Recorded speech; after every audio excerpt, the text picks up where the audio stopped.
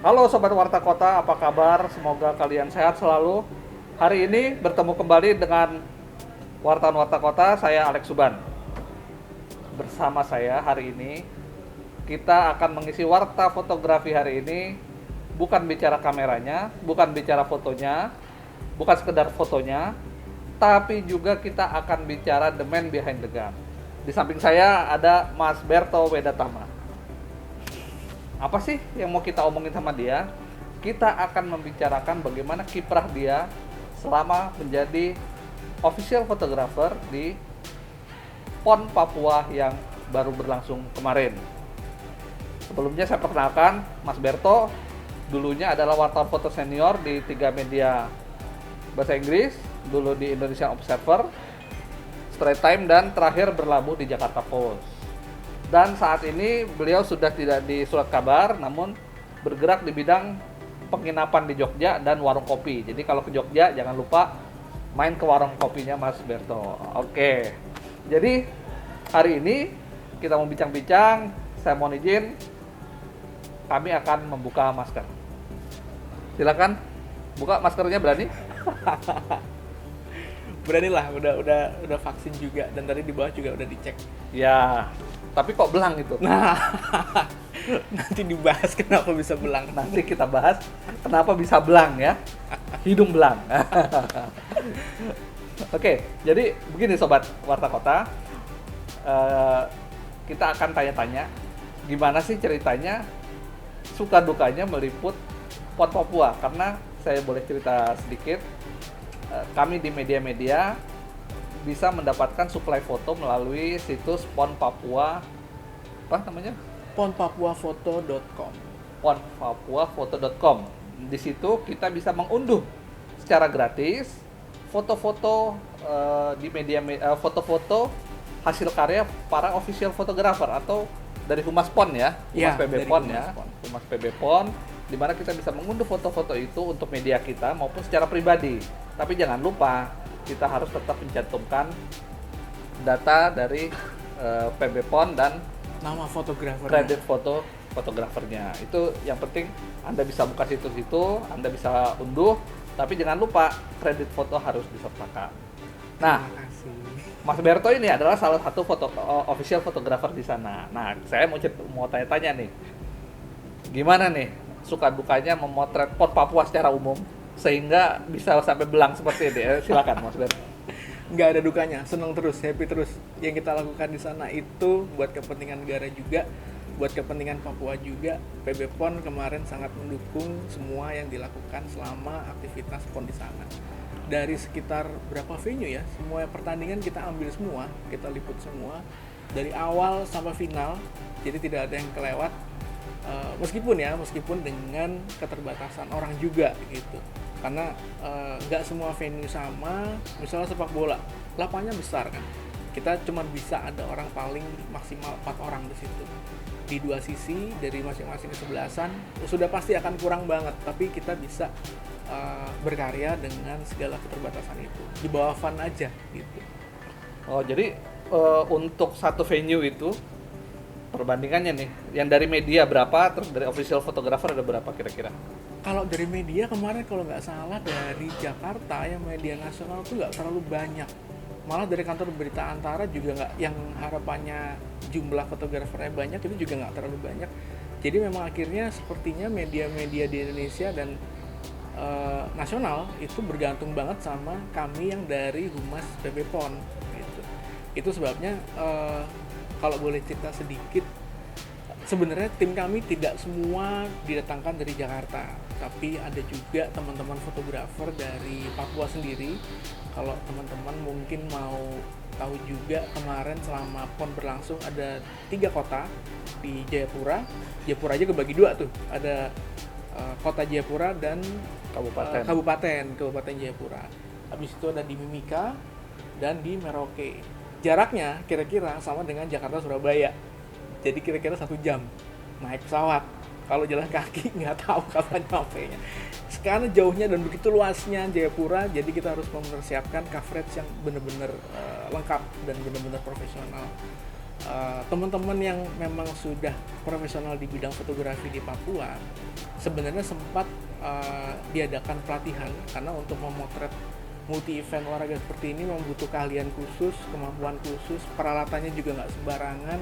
Akhirnya sempat ada pelatihan, tapi akhirnya karena memang keterbatasan sumber daya juga diputuskan untuk mengajak kami, teman-teman dari fotografer profesional di Jakarta, untuk ikut membantu ke Papua.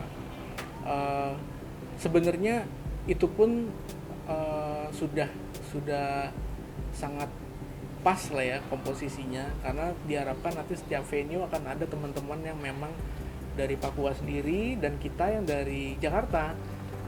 Sifatnya sebenarnya hanya membackup, hanya membantu. Karena mungkin teman-teman di Papua juga pengalaman untuk memotret multi event nggak punya banyak kesempatan kan. Kalau teman-teman dari Jakarta mungkin sudah pernah ikut, kemarin ada Asian Games, betul. terus ada Asian Para Games gitu yang dalam waktu dekat ya.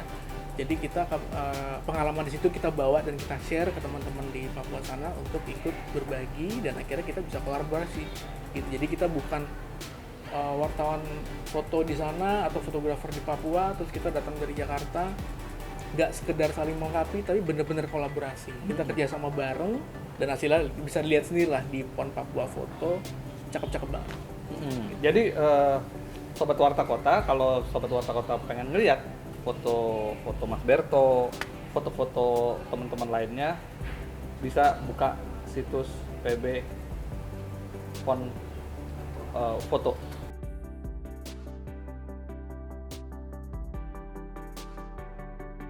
Nah, gini Mas Berto, saya mau nanya nih. Kemarin itu PON Papua 2021 itu mempertandingkan 37 cabang olahraga. Tersebar di 4 klaster penyelenggara. Jayapura, Kabupaten Jayapura, Kota Jayapura, Kabupaten Mimika, dan Kabupaten Merauke.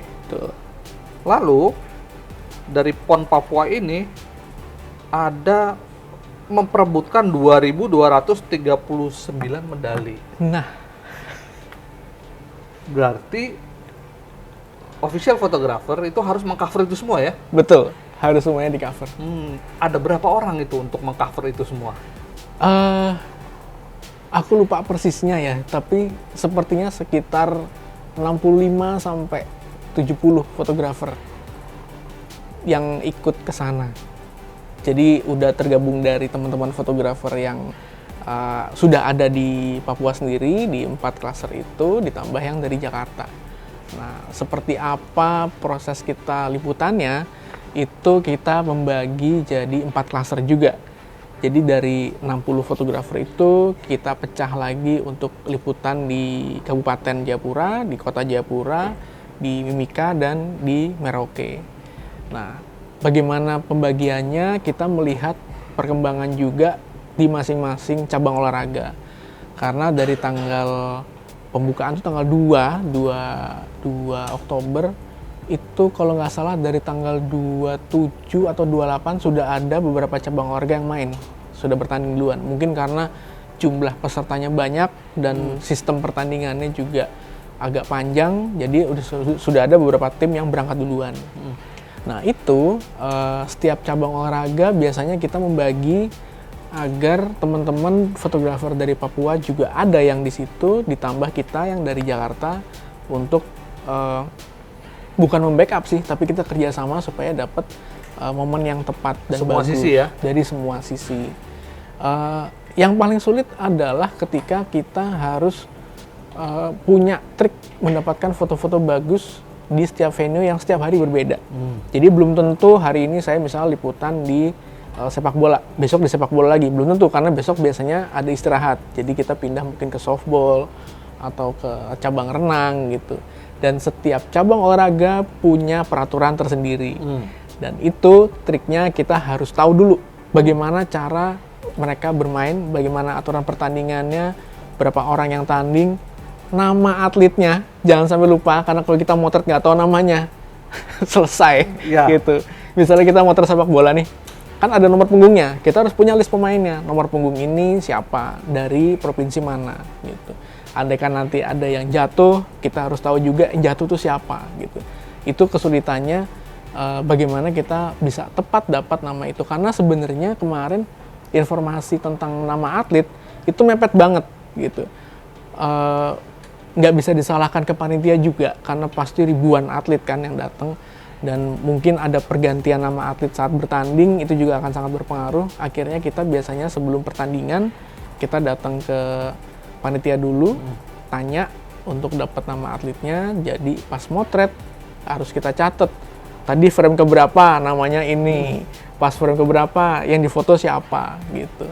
Itu yang jadi butuh level lebih dibanding motret peristiwa biasa. Ya. Jadi Sobat Warta Kota, dalam pemberitaan olahraga, pertandingan, tidak boleh tuh kita bikin captionnya seorang pemain bola terjatuh atau seorang pemain bola dari Papua berduel di lapangan dengan pemain bola asal Jawa Barat. Nggak boleh, harus ada namanya.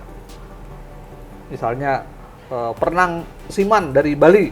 Nah, itu kita harus bikin namanya, terutama sebagai official photographer ya, karena kenapa tiap-tiap media di daerah itu butuh foto-foto itu untuk dimuat di medianya masing-masing. Dan bedanya juga kalau saya punya pengalaman meliput di Asian Games, saya kan mewakili, saya bekerja untuk Warta Kota. Saya hanya memotret yang dibutuhkan oleh Warta Kota saja. Dan itu pun momennya saya pilih. Misalnya momennya, oh saya mau finalnya aja, ya udah saya tungguin tuh. Itu pun bisa menit-menit terakhir sebelum selesai pertandingan. Bedanya sama official photographer, dari pertama mulai menyanyikan lagu Indonesia Raya sampai Penghalungan medali, dan setelah selesai pengalaman medali kita harus juga ambil atletnya waktu dia punya interaksi dengan timnya. Kan kalau menang bisa peluk-pelukan, itu kita juga harus dapat. Harus dapat. Jadi betul-betul nongkrongin ya. Nongkrongin. Ada lagi. Jadi semua pertandingan olahraga pasti ada skor. Kalau untuk yang olahraga butuh kecepatan, ada catatan waktu. Itu pun kita harus dapat. Karena apa? Biasanya nanti di caption akan dibutuhkan informasi itu. Misalnya tadi Pak Alek bilang atlet dari bukan dari Bali, itu dari DKI Jakarta. Simon itu dari DKI Jakarta. Simon itu DKI. Namanya aja nama Bali. Dia orang Bali tapi bertanding buat provinsi DKI. Iya. Dan dia menang. Dan waktu aku bikin caption, aku juga sempat, kenapa ini dari DKI? Ternyata memang dia buat tim dari provinsi DKI, bukan buat Bali. Nah, waktu untuk renang ada catatan waktu kan? Dia misalnya 50, tambahan lagi selain catatan waktu dan skor, ketambahan lagi nomor cabang olahraganya. Karena setiap cabang olahraga itu punya nomor tambahan. Misalnya cabang atletik, ada lari 100 meter, lari 4 kali 100 meter, begitu juga renang. Ada gaya punggung, gaya dada, gaya kupu-kupu, itu pun harus disebutkan. Dan jaraknya. Yang kelas 100 meter. Ya, 50 meter, belum lagi yang ganti estafet. Dan itu semuanya harus kita catat. Jangan sampai nanti pas bikin caption salah, wah, tayang di media, malu kita kan kalau sampai salah. Karena gitu. Memang official photographer PB PON Papua ini adalah itu sebagai acuan kita, panduan kita untuk melihat akurasi data dari pemotretan mereka gitu ya. Betul. Kadang-kadang fotografer media untuk menguji klarifikasi ya, misalnya editor di kantor gitu ya, mendapatkan foto dari anak buahnya, fotografer yang berada di lapangan, tentunya dia perlu cross check juga, dia datanya udah bener apa belum. Jadi mereka cross check ke data Humas PB PON. Ya, namanya Humas kan pasti itu yang dipercaya ya. Jadi kita mengacu juga kepada datanya Mas Berto, kita lihat datanya udah bener belum, orangnya yang ini Siman dari Bali apa DKI. Nah, itu kita harus betul-betul akurat. Jadi ini merupakan teman-teman official photographer PON ini juga menjadi acuan kita untuk informasi-informasi tersebut. Betul. Dan kemarin ada beberapa kesulitan. Sebenarnya kesulitannya bukan fatal sih, terutama untuk cabang-cabang yang dia tidak pakai nomor punggung. Coba kalau renang, kan dia nggak pakai baju. Taunya dari mana nomornya? Dari mana? Ayo. Lintasan. Nah. Lintasan dan dipakai topi. Di topi itu ada namanya dia. Jadi itu yang harus detail kita perhatikan sebelum memotret multi event khususnya olahraga. ketambahan lagi, misalnya untuk beberapa event seperti silat dan pertandingan yang fighting, yang berantem-beranteman lah, tinju segala itu, ada nomor yang kita berharap mereka fighting dan bagus gambarnya. Tapi ternyata dia bukan bertanding fighting, tapi pamer jurus yang kayak kata bergu. Kata bergu. Kata bergu ya. Itu motretnya sebenarnya boring. Tapi kalau kita nggak tahu trik-triknya, akhirnya gambarnya jadi jelek. Nah, itu kita harus manfaatkan juga ilmu kita, ilmu fotografi kita, gimana mendapatkan momen-momen bagus supaya penonton dan yang lihat foto kita nanti juga, wah, fotonya keren, fotonya bagus. Itu yang jadi tantangan buat semua teman-teman yang kemarin liputan di sana. Nah, jadi Sobat Warta Kota, nanti kita lihat foto-fotonya Mas Berto, gimana trik-triknya dia supaya fotonya enak dilihat. Karena berapa hari motretnya senam melulu ya. Iya. Kan bosen ya kalau fotonya begitu-begitu aja ya. Jadi pasti ada trik-triknya tersendiri supaya foto-fotonya itu bisa bikin menarik. Betul. Jadi habis ini kita kulik trik-trik fotografi dia, tapi sebelum kesana, saya mau nanya nih, penasaran. Motret olahraga kan peralatannya wow. Iya. Super profesional ya, lensanya panjang. Terus kameranya juga yang bagus. Nah, gimana nih? Gimana peralatannya tuh? Apakah punya sendiri? Apa disupport atau bagaimana? Oke. Sebenarnya kita bisa motret dengan alat yang kita punya, dengan ya kemampuan fotografi kita, pasti semakin sering motret kita semakin terlatih.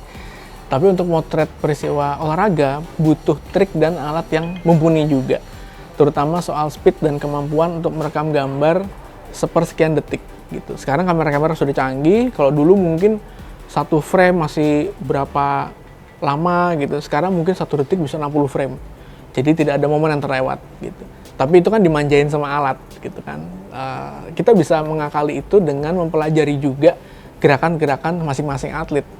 Itu sebabnya kita harus konsentrasi, jangan ngobrol, waktu motor jangan ngobrol kayak gini nih. Konsentrasi ngeliat ke atlet ini, nanti akan ada gerakan yang berulang yang dia lakukan.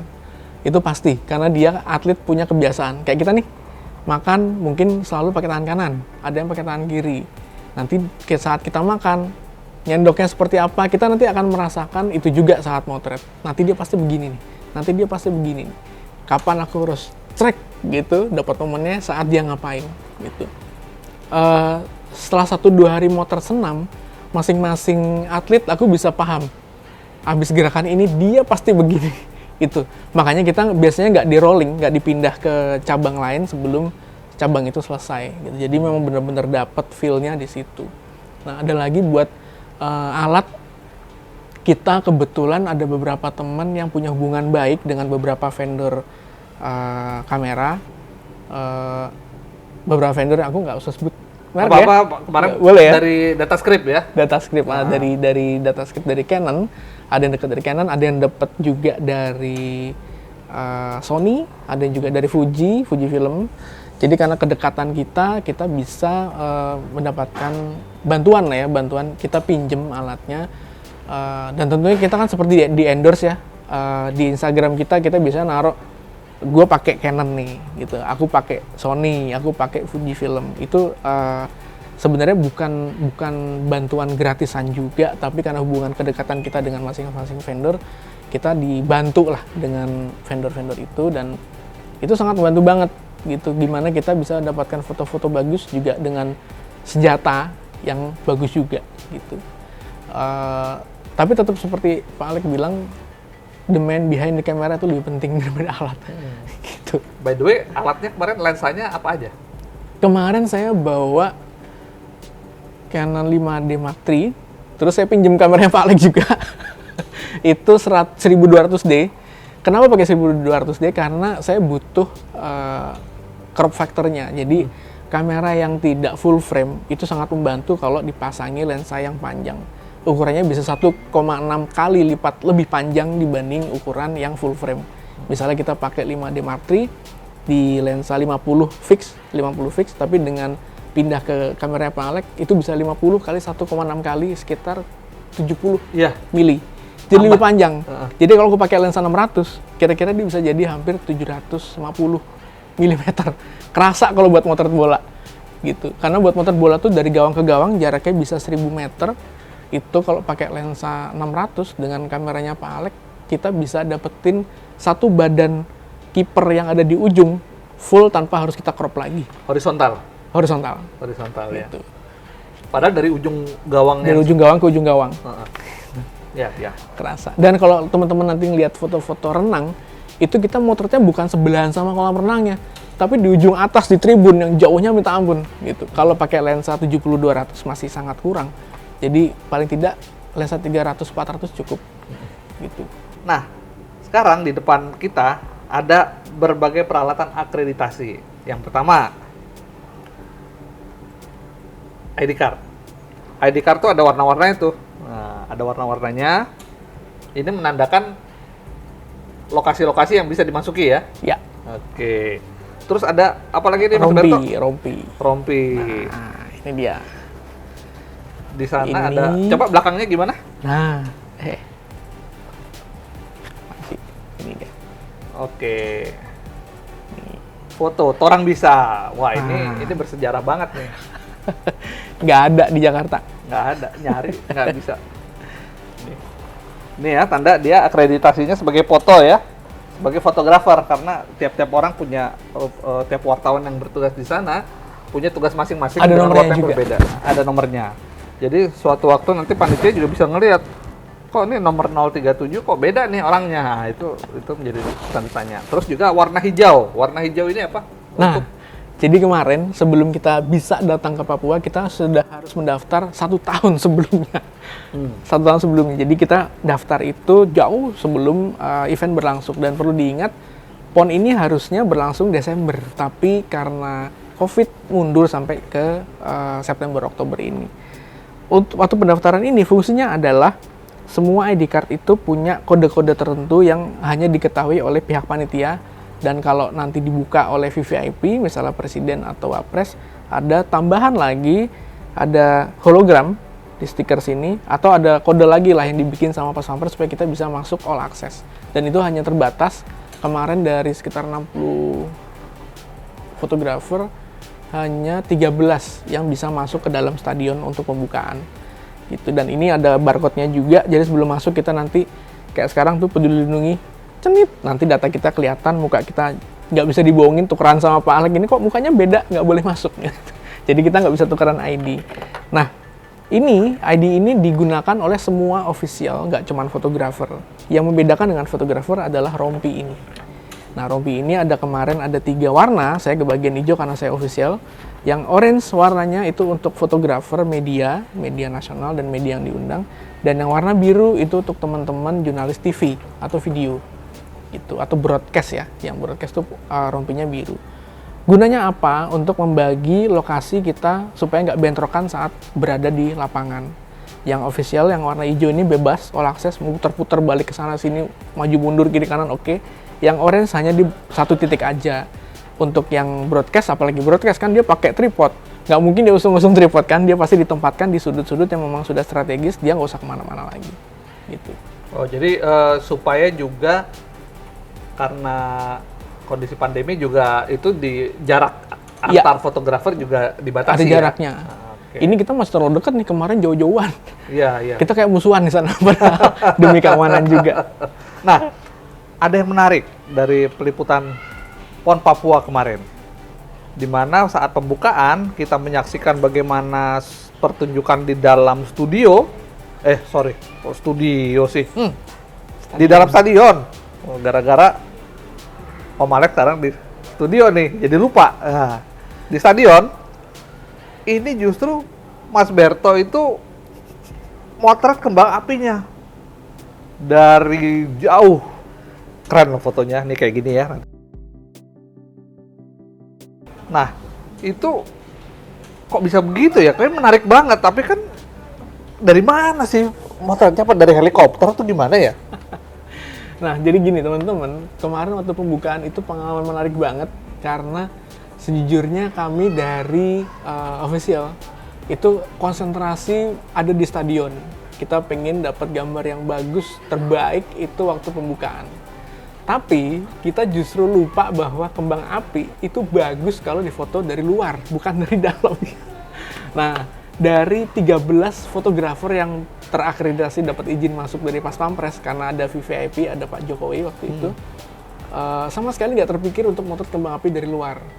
Jadi kemarin ini berdasarkan pengalaman juga karena waktu Asian Games dan beberapa acara event multi sport, multi olahraga lainnya, saya selalu nggak pernah ada kebagian di dalam motretnya kembang api. Saya kepikiran untuk cari angle lain gitu. Mungkin teman-teman fotografer lain juga pasti ada yang kepikiran itu gitu, tapi kami dari official kemarin benar-benar konsentrasi ke dalam sampai akhirnya saya nyari tempat di luar gitu. Dari pagi saya keliling tuh, karena di Papua itu Stadion Lukas NMB ini tempat berlangsungnya pembukaan itu dikelilingi oleh bukit dan dilatar belakangi oleh laut, danau. Oh, Danau danau. Sentani. Danau Sentani itu yang luas banget danaunya, dan kalau siang tuh bagus banget. Nah, saya juga lupa di Papua 2 jam lebih awal dari Jakarta. Artinya saat kembang api mulai itu sudah gelap banget gitu, dan saya kepikirannya jangan-jangan nanti sekitar jam 8 baguslah kembang api gitu. Jadi saya ngelihat di peta, lihat posisi GPS ada di mana, stadion ada di mana, saya nyari bukit gitu. Nah, kenapa kemarin sampai saya dikawal sama tentara? Justru karena saya naik ke bukit gitu. Jadi demi pengamanan presiden, sudah standar dari Pas Pampres kita untuk melakukan pengawalan di segala sudut. Karena Stadion Lukas NMB terletak di bawah, yang mungkin dari sisi keamanan itu berarti area yang rawan untuk keamanan presiden, akhirnya semua bukit dijagain tentara.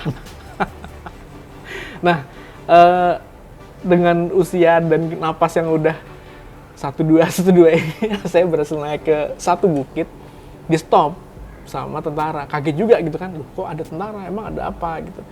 Baru setelah ngobrol-ngobrol, oh iya ada VVIP, ada presiden gitu, dan saya tidak bisa lanjut ke atas karena tidak punya akreditasi itu gitu. Yang boleh naik cuman yang dapat stiker gitu. Nah, akhirnya sudah ngalah kan, kita turun nyari lagi tempat yang lain sampai akhirnya lumayan jauh dari stadion, sekitar ada 3 kiloan dari lokasi stadion sampai ke posisi bukit. Saya naik lagi ke atas ada 2 kiloan lebih. Dari mobil berhenti ya, jadi kayak naik gunung beneran ke atas. Untungnya kalau motret kembang api nggak perlu bawa lensa panjang, cukup lensa standar aja bisa. Kita naik ke atas, di stop lagi sama tentara. Tapi karena jaraknya jauh dari stadion, ya ngajak ngobrol lah tentaranya. Akhirnya dapat izin dengan catatan dia kawal. Akhirnya saya naik ke atas dikawal. Driver yang nganter saya juga nggak boleh ikut naik, tunggu di bawah. Jadi cuman saya sama beberapa temen di atas, jalan ke atas. Kayak apa ya, rasanya kayak teroris sih sebenarnya. Diikutin tentara bersenjata gitu kan, meskipun ngobrol tapi rasanya kayak gue salah apa. Tapi emang tempatnya bagus banget. Dari atas nanti kita share ya fotonya, termasuk saat saya sembunyi harus tiarap di rumput-rumput tinggi itu karena saya nggak bawa tripod. Jadi kalau motret kembang api sebaiknya bawa tripod karena pakai speed yang rendah. Kalau pakai tangan pasti gemeteran, tremor. Jadi saya nyusun beberapa batu buat taruh kamera di situ. Karena posisinya rendah, jadi stadion ada di bawah, saya di atas sini. Jadi saya tiarap motretnya sambil kayak sniper lah sebenarnya. Dengan tentara di belakang saya. Kalau ternyata yang keluar cekrek bukan suara kamera tapi peluru, hilang kepala saya. Jadi apalagi ada Bapak Presiden ya di situ ya, tentunya. Gitu. Pengamanannya ketat pasti banget. sebelum memotret kameranya Mas Berto diperiksa dulu dong. Diperiksa dulu, suruh motret beberapa kali dulu, betul. Dan karena peralatan juga banyak, semua suruh ngecek. Tapi keuntungannya kita bisa ngerasain ransum tentara. Kita diajak makan sama mereka, dikasih ransum T2. Nasi goreng padat banget. Itu saya yakin 2 hari nggak habis. Padat. Makanya kayak dihukum, dijagain kan tentara, Mas makan. Iya Pak. Jadi kembang api itu jam 8 WITA ya? Jam 8 WIT. Waktu Indonesia Timur. Jam 8 WIT. Jam 9 sebenarnya. Jadi 9. nggak jauh dari penutupan. Kembang api kemarin ada 3 kali. Kembang api pertama masih kaget, cuman sebentar kan, duar. wah udah mulai, belum sempat motret gitu. Tapi itu jadi pelajaran kan, karena kita di rundown ternyata berbeda sama kenyataan. Selalu begitu, pasti ada delay antara rundown sama yang terjadi beneran, ada delaynya. Kembang api terbaik dapat saat sebelum persis penutupan, habis itu asap. Kembang api kan ada asapnya. Dan itu juga teman-teman bisa belajar banyak gimana cara motret kembang api. Kembang api itu namanya api, pasti ada asap. Jadi sebelum asap nongol, motretlah sebanyak-banyaknya. Jadi Gitu. nah, sebelum untuk naik ke tempat situ, mulai naik sampai ke lokasi itu jam berapa? Jam 3 siang. Jam 3 siang. Berarti dari jam 3 siang sudah nongkrong di bukit itu ya? Iya, kejemur, makanya hitam dan ini jadi belang. Wah, jadi belang. Sementara dari pagi Mas Berto udah naik ke bukit yang lain ya? Iya. Untuk Jadi survei saya ya? 2 kali naik bukit, ya dua kali naik bukit dan 2 kali ditolak. Bukit terakhir baru ditemenin sama tentara. Berangkat awal jam berapa? Setengah 8 pagi. Berarti Survei maksudnya itu. untuk mendapatkan foto kembang api di Stadion Lukas NMB harus mulai jalan kaki itu jam 8 pagi ya? Betul, karena nggak boleh pakai drone. Jadi Nggak boleh pakai drone. nggak boleh ada menerbangkan drone karena ada VVIP itu. Lagi pula kalau dengan drone, angle-nya juga beda. Iya, gambarnya beda. Gitu. Angle-nya beda. Nah, sekarang Sobat Warta Kota, penasaran nih, gimana sih foto-foto Mas Berto di sana, trik-triknya supaya mendapatkan hasil foto yang bagus, sesuai dengan standar media, dan juga tidak membosankan. Nah, triknya gimana nih Mas Berto? Nah, semakin banyak dan semakin kaya kesempatan kita untuk motret, itu kuncian juga. Sebelum motret, pastikan kita sudah tahu dulu venue-nya seperti apa. Jadi jangan datang mepet-mepet, misalnya pertandingan mulai jam 10, kita datanglah jam 8 pagi. 2 jam sebelumnya, kenapa?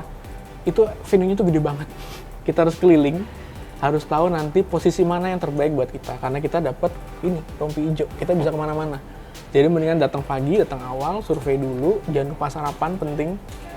Jangan mengawali hari dengan senyuman, cepat lapar, awali dengan sarapan. Setelah keliling venue, baru dapat tempat yang bagus, kita standby di situ, taruh alat-alat kita, habis itu baru minta rapid antigen. Itu wajib, di setiap venue ada. Karena kita juga nggak mau nanti kondisi kita drop, apalagi sampai kena COVID ya. Jadi setiap hari kita rapid antigen di setiap venue. Free, gratis dari panitia dan khusus buat atlet.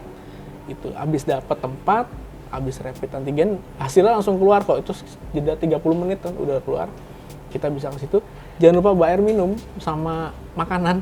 Karena kita sebaiknya nggak bolak-balik, moodnya langsung hilang. Misalnya kita ada di satu tempat, terus lapar, haus, kita nyari minum atau nyari bekal, balik lagi tuh feel-nya sudah hilang. Karena Dan capek momennya. jalan. Momennya bisa kehilangan juga. Gitu. Habis itu cari tahu dulu di Google, ini pertandingan mainnya gimana sih gitu. Cara permainannya gimana? Karena permainan softball dan baseball ternyata berbeda. Voli pantai dan voli indoor berbeda. Okay. Yang sama cuman badminton doang, main di mana-mana sama. Sepak bola juga sama. Sepak bola di berbagai tempat cara mainnya sama. Tapi kan kayak terutama olahraga-olahraga yang fighting, yang olahraga bertandingnya berantem-beranteman itu penilaiannya juga berbeda. Kita pelajari dulu itu, terus ya harus coba, harus banyak-banyak nyoba juga. Dapat rundown dan dapat line up nama atlet, itu juga penting. Karena kita nanti butuh ngirim foto dengan cepat, bikinlah caption duluan. Jadi mungkin teman-teman bisa ambil trik ini, kita bikin captionnya duluan, terutama tentang lokasi. Misalnya hari ini saya mau motret tentang senam. Senam bisa dibilang nanti cabang olahraga senam di nomor apa, dengan catatan waktu berapa, nilai berapa, dikosongin aja dulu. Terus berlangsung di mana, tanggalnya, kapan, di mana, dalam acara apa. Gitu. Jadi caption itu sudah ada. Saat kita edit, saya kebetulan editnya pakai handphone, nggak pakai laptop. Jadi langsung dikirim lewat jaringan email. Nanti ada teman-teman editor yang sama uploader yang langsung upload ke website ponpapuafoto.com itu. Gitu. Trik yang paling sulit sebenarnya membuat caption karena kadang-kadang meleset. Jadi meskipun di rundown kita udah tahu kayak renang nih, dari jam berapa, jam 3 sampai jam 9 malam misalnya, jadwalnya apa aja, nanti kadang-kadang meleset dia. Belum tentu sama dengan saat pertandingan berlangsung. Jadi cepet langsung ganti captionnya. Jadi tinggal dinamain nih, atletnya siapa, menang di nomor apa, dengan catatan waktu berapa. copy paste deh caption yang udah kita bikin, kirim. Gitu. Jadi cepet ya? Cepet. Gitu. Boleh diadu deh cepetannya. Cepet banget. Apalagi kalau kita sudah biasa bikin caption. Kebetulan kalau di tempat saya kerja dulu caption juga udah bahasa Inggris jadi padet kan. Jadi bikin caption udah nggak ribet lagi. Gitu. Nah, jadi gimana triknya supaya kan tiap hari nih motret di event yang sama nih, Betul. senam terus selama 3 hari motretnya itu aja, sementara gerakannya kan gitu-gitu aja. Oh iya, ini menarik juga nih. Jadi kita waktu motret itu bisa memanfaatkan ilmu kita di dunia fotografi. Mainin speed lambat, speed cepat, zoom in, zoom out, itu terus mainan komposisi, mainan angle juga, gitu, dan mainan karena pencahayaannya berubah dia, meskipun seterang ini, tapi karena atletnya bergerak dengan cepat, kita bisa mainin speed lambat dan speed cepat, atau main zoom in, zoom out. Tapi itu buat angle-angle foto-foto yang berbeda ya, angle yang wajib harus ada dulu kita, gitu. Misalnya dia main tanding. Gerakan-gerakan utama, gerakan-gerakan biasa, yang penting freeze, tajam, mukanya jelas, itu harus ada dulu. Abis itu baru kita mainan dengan angle-angle yang kaya, yang kita bisa tampilkan buat angle-angle lucu lah, angle-angle manis gitu. Tapi angle wajib kita harus sudah ada duluan. Oke, jadi terus untuk mengubah angle dengan ganti lensa juga bisa? Sebaiknya enggak, karena itu sebabnya kenapa saya pakai 2 body kamera, karena ganti lensa buang waktu. Jadi kemarin saya pakai 2 body dengan 2 lensa, satu lensa menengah, satu lagi lensa yang panjang. Lensa wide saya nggak pakai karena emang kita motornya jauh banget, nggak boleh deket. Jarak segini deket banget nih. Kita pakai 16-35, 50 masih dapet. Tapi di luar itu saya pakai 70-200, lensa 300 dan lensa 600. Paling kalau untuk momen pengalungan medali juga itu lensa tele juga ya? Iya, itu malah buat pengalungan medali kita sama sekali nggak boleh mendekat. Karena mengganggu upacara dan malah bikin lama nanti. Jadi kita ngambilnya dari jauh, itu pakai 70-200 masih cukup, masih bisa. Jadi betul-betul lensa lebar itu berfungsinya hanya untuk mengambil sisi lain aja ya? Iya, sama motret venue. Kita harus punya venue-nya. Dan karena venue-nya itu banyak gedung-gedung baru dan bener-bener dibuat khusus untuk PON. Jadi fresh from the oven, bener-bener baru, bener-bener geras. Jadi keren banget tempat-tempatnya. Menurutku kalau kita nggak motret itu dan kita selfie-selfiean di situ sayang banget. Nah, makanya menarik banget kegiatan kemarin di PON Papua.